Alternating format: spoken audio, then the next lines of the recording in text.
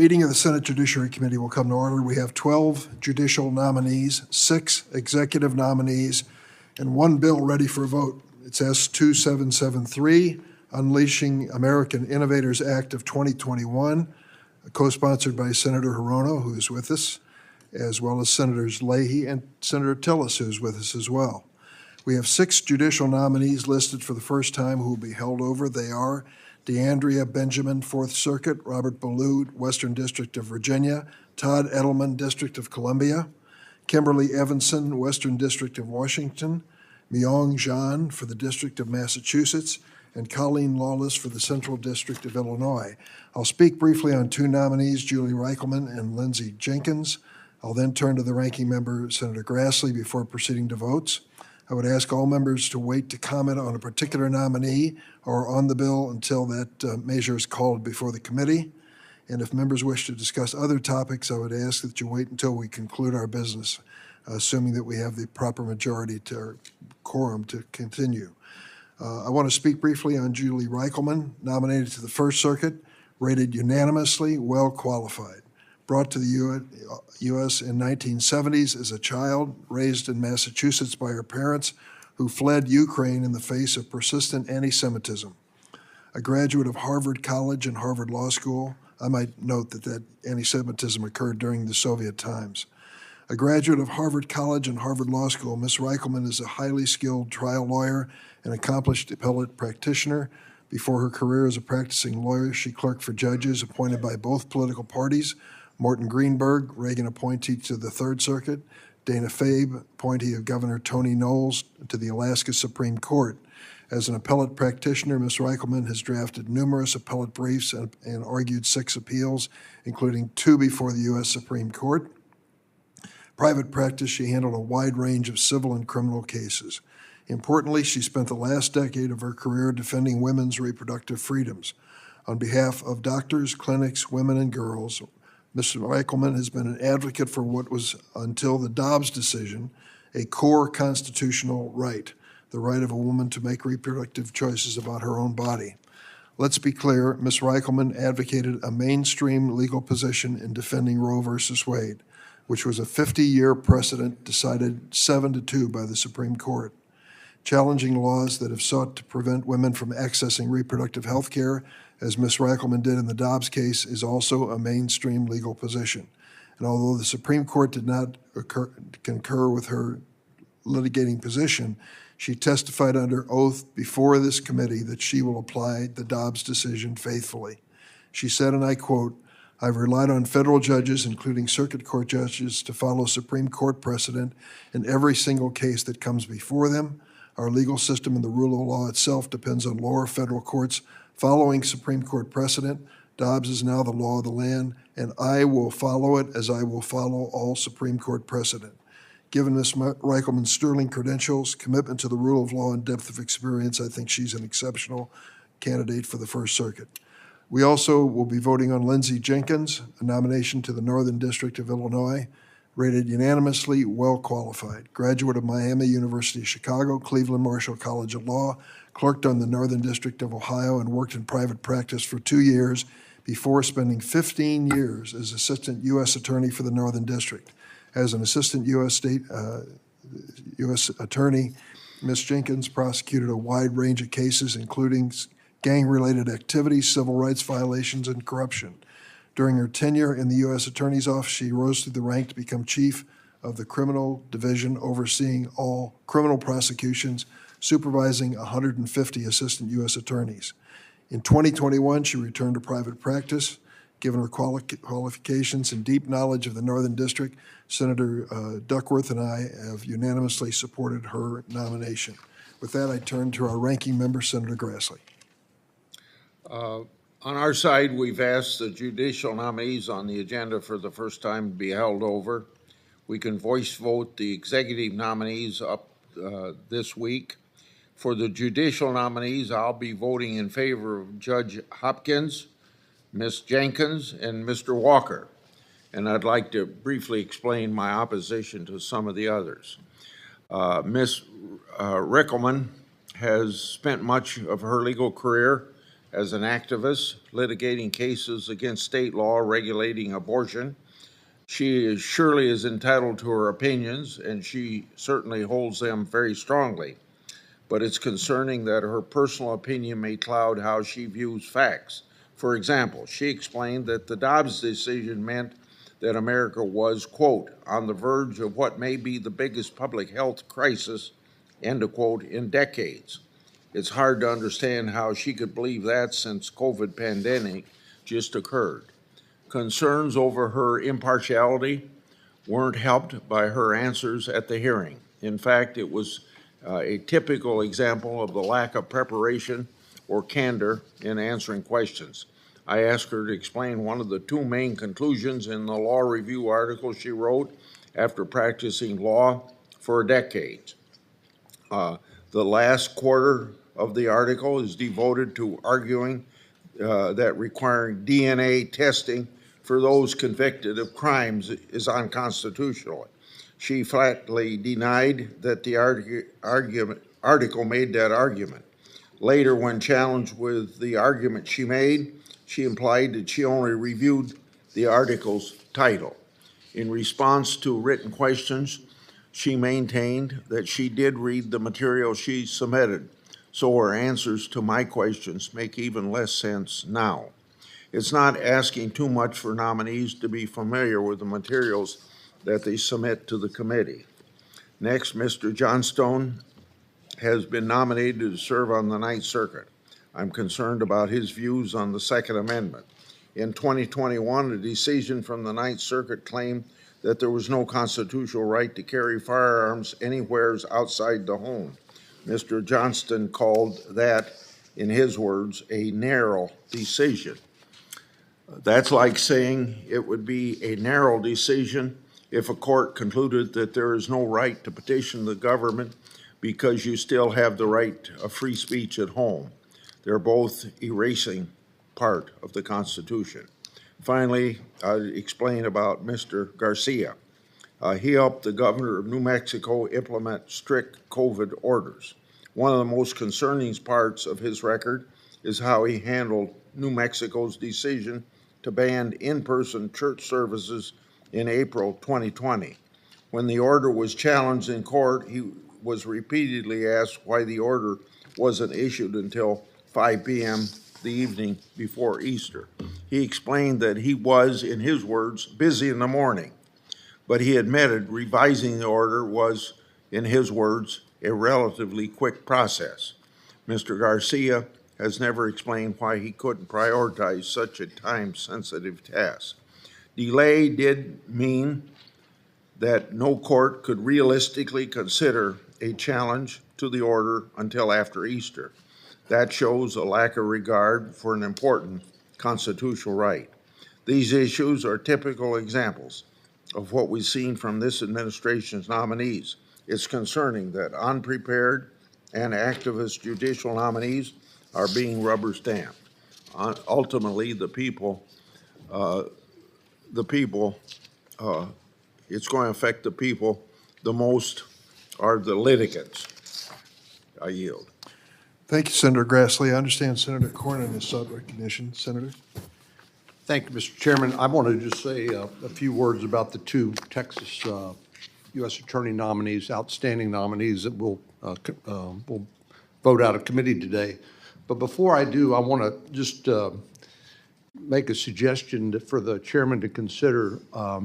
Yesterday, Senator Tillis and I sat down with the FBI and had what I think Senator Tillis called, he can speak for himself, but he said one of the best briefings we've ever had during his time in the Senate.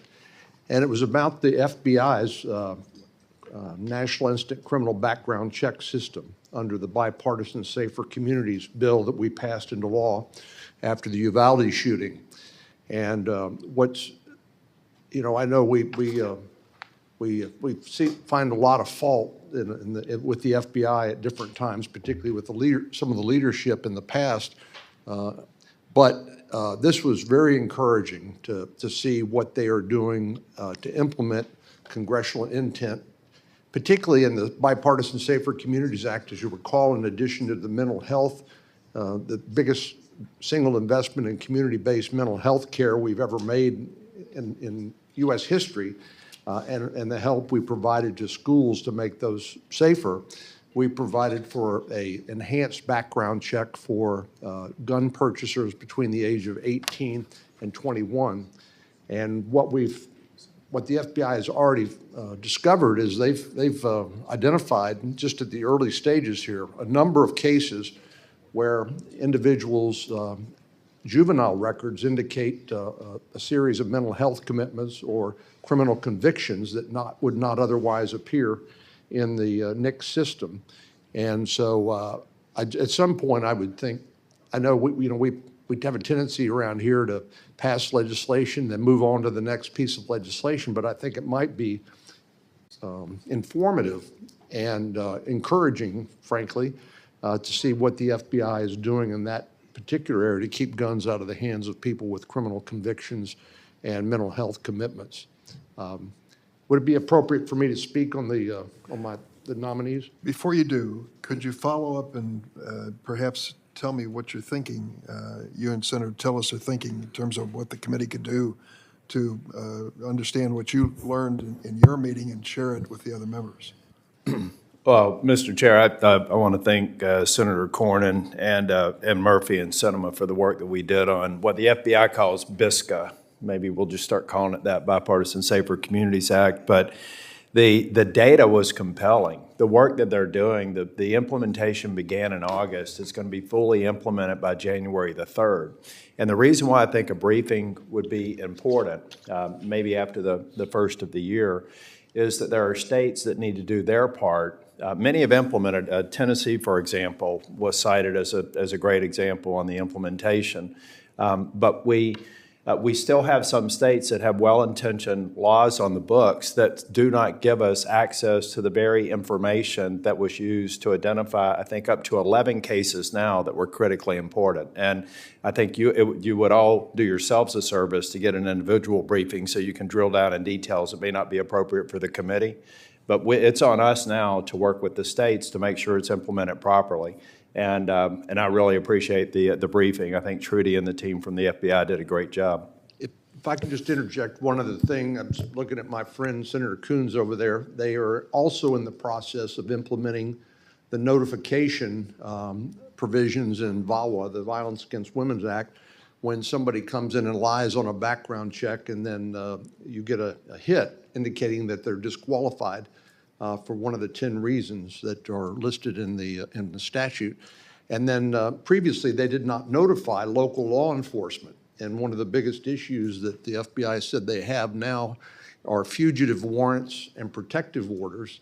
And by notifying local law enforcement, we're identifying people who are already disqualified, but that information did not appear in the National Instant Criminal Background Check System. So again, I know we tend to focus on the problems and the bad news, but I found the briefing to be give me some hope that what we have done will save some lives. You make a very valuable point, Senator. We have a tendency to check the box and move on. Yeah. And follow up on this may literally save lives. So I want to work with you and your staff and see with Senator Tillis if there's a way that we can all learn this valuable information that you have. You wanted to say a word about your U.S. attorneys? Yeah. Thank you for the chance just to talk briefly about two U.S. attorneys, Jaime Esparza and Mr. Hamdani. Jaime Esparza has been the district attorney in El Paso, Texas for a long time, and he attended the University of Texas undergraduate school and law school at the University of Houston and entered public service after law school. And he's been the district attorney of El Paso for 27 years, an incredible dedication to public service and public safety. While district attorney, he established quite an impressive record going after dangerous criminals and standing up for crime victims, and instituting a nationally recognized victim assistance program for victims of domestic violence. Jaime is the father of four, three of whom have followed in his footsteps by becoming prosecutors themselves. The fourth decided to become a computer scientist for some reason. The other individual I want to mention is Mr. Hamdani, Almadar Hamdani. He graduated from University of Texas and U of H as well. I guess both of them did. And he started off his private practice in the U.S. Attorney's Office in the Eastern District of Kentucky as a federal prosecutor, where he prosecuted immigration violations, violent crime, and white-collar cases. Then he left to join the Department of Justice's National Security Division, where he eventually served as the deputy chief of the division's counterterrorism section. Luckily for us, Mr. Hamdani returned home to Texas to serve again as a federal prosecutor in the Houston area, this time focusing on national security and counterterrorism, a position he holds to this day. He spent most of his prosecutor career investigating and prosecuting terrorists. Mr. Hamdani is particularly proud of his immigrant roots. His father immigrated from India and settled in Texas, worked low-income jobs, including as a cab driver and as a clerk at a convenience store. According to Mr. Hamdani, it was his father's hard work ethic and deep love for the United States that inspired him to serve our great country as a prosecutor. So I would encourage all of our colleagues to vote to confirm both of these outstanding nominees today. Thank you.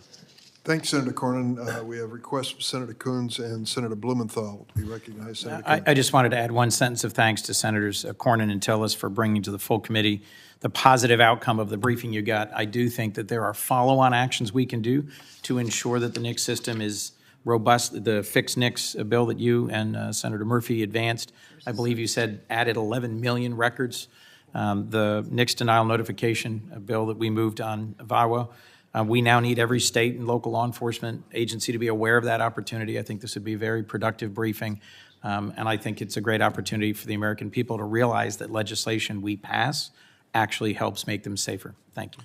Let's work together to get the briefing, and I thank Senator Tillis as well. Did you want to be recognized, Senator? Yes. Thank you, Mr. Chair. I just briefly want to talk on two nominees from North Carolina before the committee today. First is Terry Bergen for the U.S. Marshal for the Western District of North Carolina. Terry has spent his career in law enforcement, including time as Chief of Police for Lincolnton, North Carolina. He spent the last 17 years in court security in the Western District, and he's ready to start on day one. I also want to mention Colonel Glenn McNeil. He'll be the U.S. Marshal for the Eastern District of North Carolina. Colonel McNeil has spent nearly 30 years serving North Carolina Highway Patrol and concluded his career as commander of the entire North Carolina Highway Patrol. His experience and leadership is going to serve us well. These are consensus nominees that Senator Burr and I worked with our colleagues on the other side of the Hill, and I look forward to their confirmation. Thanks, Senator Tillis. Senator Blumenthal. Thanks, Mr. Chairman. I want to speak to two nominees who are of particular concern to me. First of all, to address the issues raised by Senator Grassley regarding Julie Rickleman. This nominee is of extraordinary qualifications. She has litigation experience before the United States Supreme Court as well as other federal courts. She has been dedicated to the rule of law and to scholarship and integrity that is clearly visible to anyone who knows her or has watched her in a courtroom or worked with her, as I have done. And she has been an activist and an advocate, no question about it. But she made clear in the hearing, and Senator Grassley and others of us were there, that her understanding is very, very clear about the difference between the roles of an advocate and the roles of a judicial officer, and that she will serve impartially and objectively to interpret the law as it is seen by the United States Supreme Court. So I just want to assure my colleagues that I think that Julie Rickleman should be confirmed as a member of the Court of Appeals for the First Circuit. I also want to recommend as strongly as possible Justice Kahn of the Connecticut Supreme Court, who's been nominated with approval from Senator Murphy and myself for the Second Circuit Court of Appeals. She served on the bench in Connecticut since 2006, first as a Superior Court judge for 11 years and then on the appellate court. And since 2017 on the Supreme Court, she has been recommended strongly by the Bar of Connecticut. Prior to joining the bench, she had an extensive legal career as an assistant United States attorney, federal prosecutor, as well as in the Connecticut Office of Protection and Advocacy for Persons with Disabilities. She has extensive trial and litigation experience, but also on the bench. And I hope that my colleagues will confirm her today for the Court of Appeals for the Second Circuit. Thanks. Thank you, Senator Blumenthal. We're now going to start the votes. First up is Anthony Johnstone, nominated to the Ninth Circuit. Does anyone seek recognition to speak on this nomination? If not, the clerk will call the roll. Mr. Leahy. Aye. Mrs. Feinstein. Aye. Mr. Whitehouse. Aye. Ms. Klobuchar. Aye. Mr. Coons. Aye. Mr. Blumenthal. Aye. These are on, Ms. Corona. Mr. Booker. U.S. Attorney. Mr. Padilla. Aye. Mr. Ossoff. Mr. Grassley. No? Mr. Graham. Present. Present. Mr. Cornyn. Nope. Mr. Lee. No by proxy. Mr. Cruz. No by proxy. Mr. Sachs. No by proxy. Mr. Hawley. No by proxy. Mr. Cotton. No by proxy. Mr. Kennedy. No. Mr. Tillis. No. Mrs. Blackburn. Chair Durbin. Aye. Chair Durbin, the votes are 11 ayes, 10 nays, and 1 present. The nomination will be favorably reported to the floor. Next is Justice Maria Khan for the Second Circuit. Does anyone wish to speak on this nomination? If not, the clerk will call the roll. Mr. Leahy. Aye. Mrs. Feinstein. Aye. Mr. Whitehouse. Aye. Ms. Klobuchar. Aye. Mr. Coons. Aye. Mr. Blumenthal. Aye. Ms. Corona. Aye. Mr. Booker. Aye. Mr. Padilla. Aye. Mr. Ossoff. Aye. Mr. Grassley. No? Mr. Graham. Aye by proxy. Mr. Cornyn. No. Mr. Lee. No by proxy. Mr. Cruz. No by proxy. Mr. Sachs. No by proxy. Mr. Hawley. No by proxy. Mr. Cotton. No by proxy. Mr. Kennedy. No. Mr. Tillis. No. Mrs. Blackburn. No by proxy. Chair Durbin. Aye. Chair Durbin, the ayes are 12, the nays are 10. The nomination will be favorably reported to the floor. Next is Julie Rickleman for the First Circuit. Does anyone wish to speak on her nomination? If not, the clerk will call the roll. Mr. Leahy. Aye. Mrs. Feinstein. Aye. Mr. Whitehouse. Aye. Ms. Klobuchar. Aye. Mr. Coons. Aye. Mr. Blumenthal. Aye.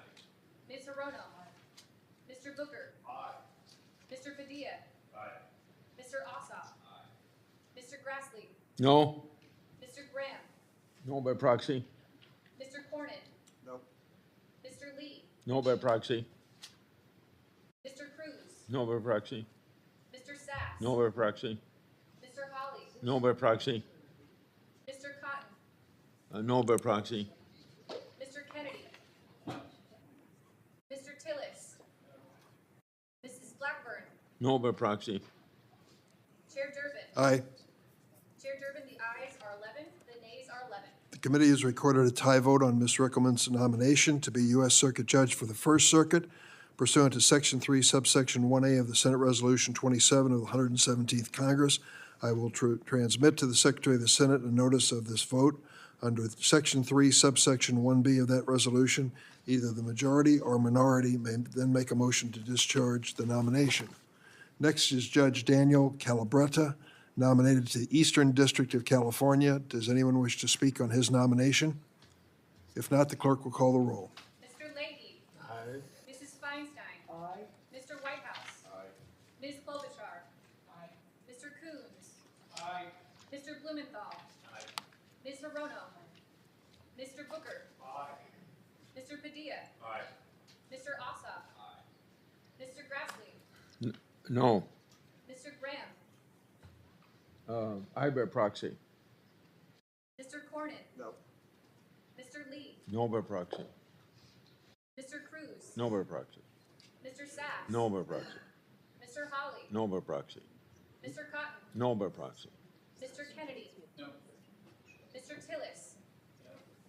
Mrs. Blackburn. No by proxy. Chair Durbin. Aye. Chair Durbin, the ayes are 12, the nays are 10. Nomination will be favorably reported to the floor. Next is Matthew Garcia, nominated to the District of New Mexico. Does anyone wish to speak on the nomination? If not, the clerk will call the roll. Mr. Leahy. Aye. Mrs. Feinstein. Aye. Mr. Whitehouse. Aye. Ms. Klobuchar. Aye. Mr. Coons. Aye. Mr. Blumenthal. Aye. Ms. Hirono. Aye. Mr. Booker. Aye. Mr. Padilla. Aye. Mr. Ossoff. Aye. Mr. Grassley. No. Mr. Graham. Aye by proxy. Mr. Cornyn. No. Mr. Lee. No by proxy. Mr. Cruz. No by proxy. Mr. Sass. No by proxy. Mr. Holly. No by proxy. Mr. Cotton. No by proxy. Mr. Kennedy. No. Mr. Tillis. Mrs. Blackburn. No by proxy. Chair Durbin. Aye.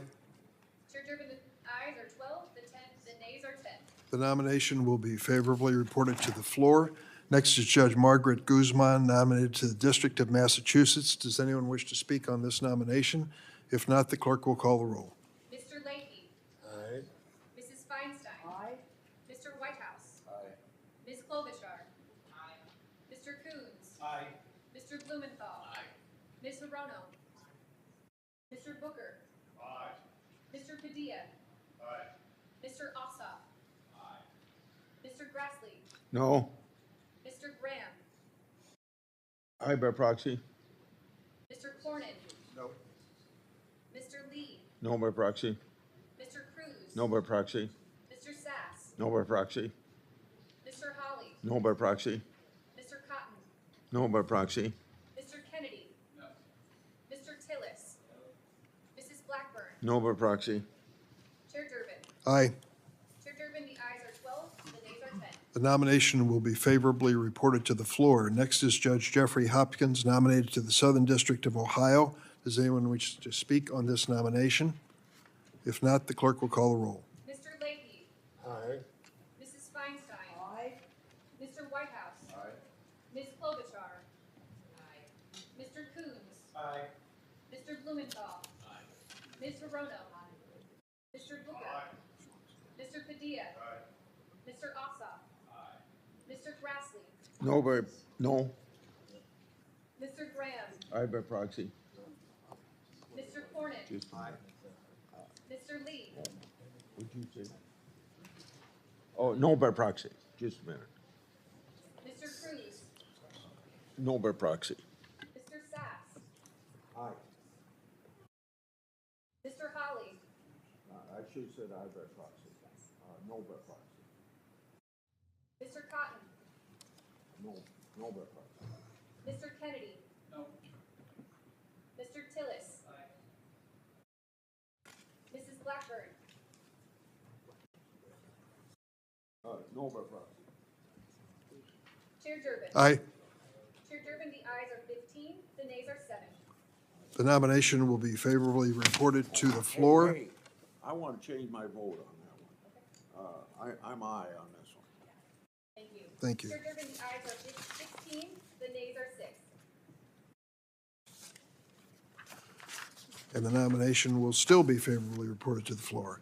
Next is Lindsay Jenkins, nominated to the Northern District of Illinois. Does anyone wish to speak on her nomination? If not, the clerk will call the roll. Mr. Leahy. Aye.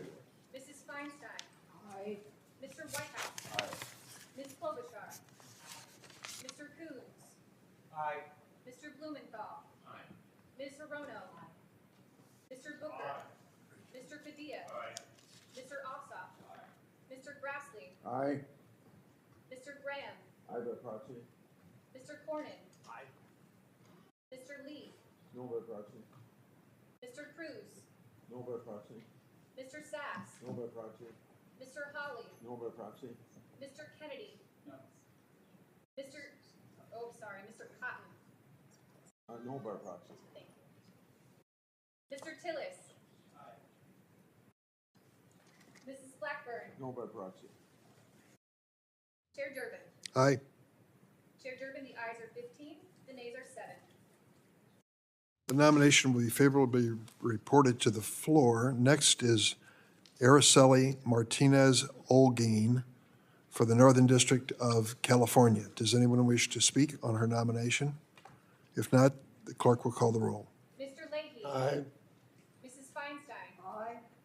Mr. Whitehouse. Aye. Ms. Klobuchar. Aye. Mr. Coons. Aye. Mr. Blumenthal. Aye. Ms. Hirono. Aye. Mr. Booker. Aye. Mr. Padilla. Aye. Mr. Ossoff. Aye. Mr. Grassley. No. Mr. Graham. Aye by proxy. Mr. Cornyn. No. Mr. Lee. No by proxy. Mr. Cruz. No by proxy. Mr. Sass. No by proxy.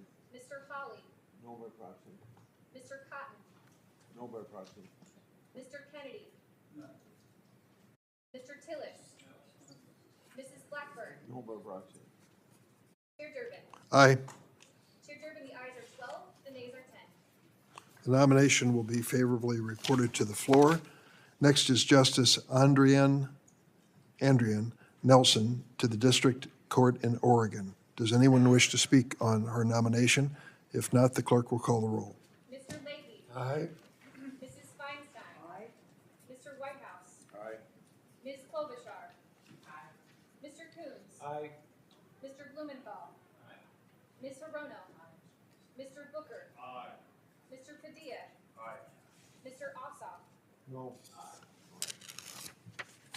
Mr. Grassley. No. Mr. Graham. Aye by proxy. Mr. Cornyn. No. Mr. Lee. No by proxy. Mr. Cruz. No by proxy. Mr. Sass. No by proxy. Mr. Hawley. No by proxy. Mr. Cotton. No by proxy. Mr. Kennedy. Mr. Tillis. Mrs. Blackburn. No by proxy. Chair Durbin. Aye. Chair Durbin, the ayes are 12, the nays are 10. The nomination will be favorably reported to the floor. Next is Jamar Walker to the Eastern District Court of Virginia. Anyone wish to speak on this nomination? If not, the clerk will call the roll. Mr. Leahy. Aye. Mrs. Feinstein. Aye. Mr. Whitehouse. Aye. Ms. Klobuchar. Aye. Mr. Coons. Aye. Mr. Blumenthal. Aye. Ms. Hirono. Aye. Mr. Booker. Aye. Mr. Padilla. Aye. Mr. Ossoff. Aye. Mr. Grassley. Aye. Mr. Graham. Aye by proxy. Mr. Cornyn. Aye. Mr. Lee. No by proxy. Mr. Cruz. No by proxy. Mr. Sass. No by proxy. Mr. Hawley. No by proxy. Mr. Cotton. No by proxy. Mr. Kennedy. No. Mr. Tillis. Aye. Mrs. Blackburn. No by proxy. Chair Durbin. Aye. Chair Durbin, the ayes are 14, the nays are 8. The nomination will be favorably reported to the floor. Finally, we have Jamal Whitehead to the Western District Court of Washington. Does anyone wish to speak on this nomination? If not, the clerk will call the roll.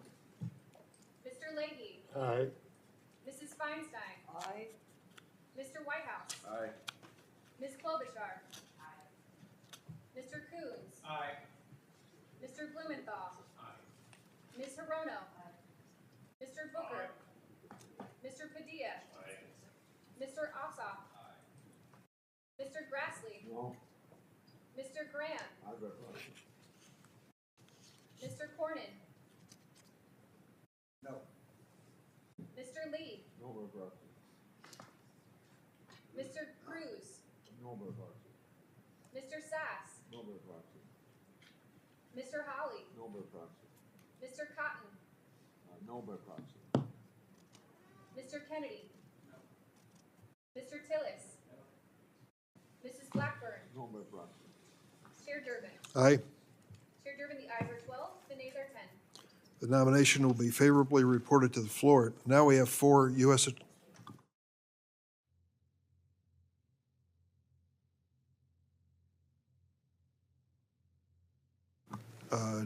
I'd like to ask the clerk to recalculate the count on Jamar Walker to make sure it's accurately reflected in the record.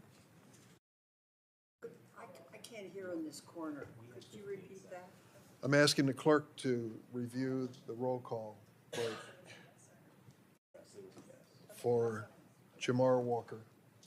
Sorry, to reconfirm, for Jamar Walker, the ayes are 15, the nays are 7. I'm sorry, Mr. Grassi. All right, so that doesn't change the vote or any of the circumstances. We wanted clarity on the actual vote for the record. We have 4 U.S. Attorney nominees listed today, and understand they can be taken in an en bloc voice vote. Before we do, does anyone wish to speak on these nominees beyond Senator Cornyn, who spoke earlier? On favorably reporting the nominations of Jaime Esparza, Almadar Hamdani, Roger Hanberg, and Mackenzie Lapointe to be U.S. attorneys, all those in favor say aye. Those opposed, no. The majority of the members present having voted in the affirmative, the ayes have it. The nominations will be favorably reported to the floor. Do any members wish to be recorded as no, Senator? Yeah, Senator Cruz Blackman would like to be recorded no on Mr. Lapointe. The record will reflect their negative votes on those 2 nominees. Finally, we have 2 U.S. Marshal nominees ready for a vote, and again. I guess I was, no, go ahead. Okay.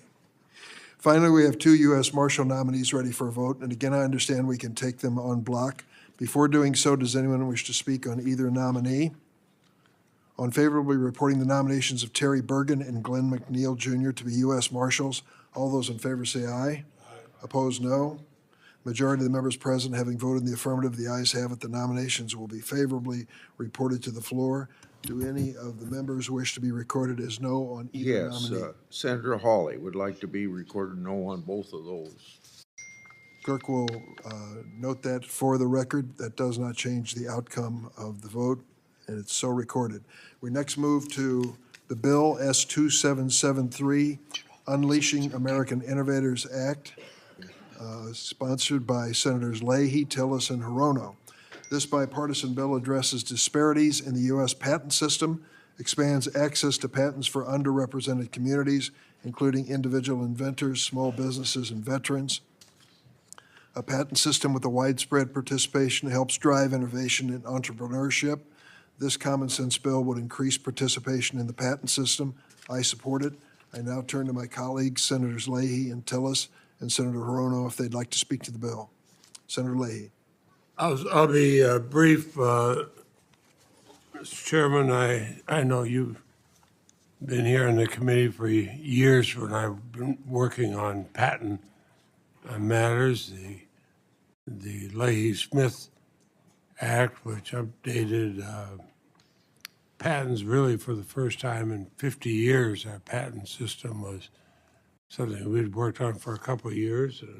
Very proud when the president signed that. But we know that a natural resource, a great natural resource, is the genius of the American people. We can't afford to let that genius go untapped. This is a bipartisan bill, the Unleashing American Innovators Act. It will help us tap into the ingenuity of Americans. Every one of us have inventors in their state. I've been rather happy times on a per capita basis, at least. Vermont has often led the nation in the number of patents. But what we're trying to do is bring not just those who work for corporations and government or anything like that, but from all walks of life into our patent system.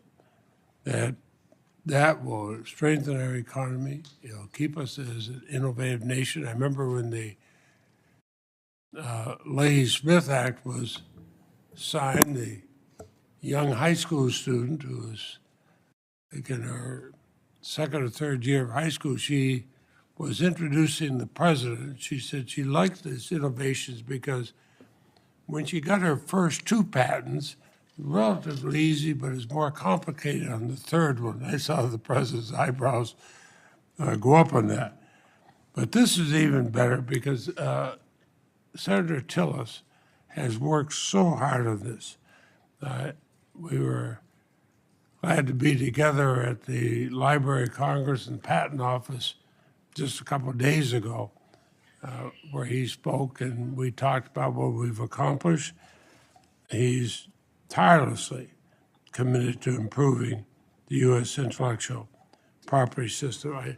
I'll put a longer statement in the record because I know we have votes coming up and all, but Tom, I want to thank you for your work on this and Senator Rono's work on this, and I'll put my whole statement in the record. Thank you, Senator Leahy, Senator Tillis, and then Senator Hirono. Thank you, Mr. Chairman, for bringing the bill before the committee, and thank you, Senator Leahy, for 2 great years of work on the Intellectual Property Subcommittee. I'm just going to simply say that I'm committed to promoting diversity and inclusion in our patent system for all Americans. More diversity in intellectual property means a stronger country, a stronger economy, and a more competitive posture against threats like China in the future. We need an all-hands approach to support innovation for U.S. competitiveness, and I think our bill will get more people involved, including those in diverse and geographic areas and low-income households. I also want to thank Senator Cotton.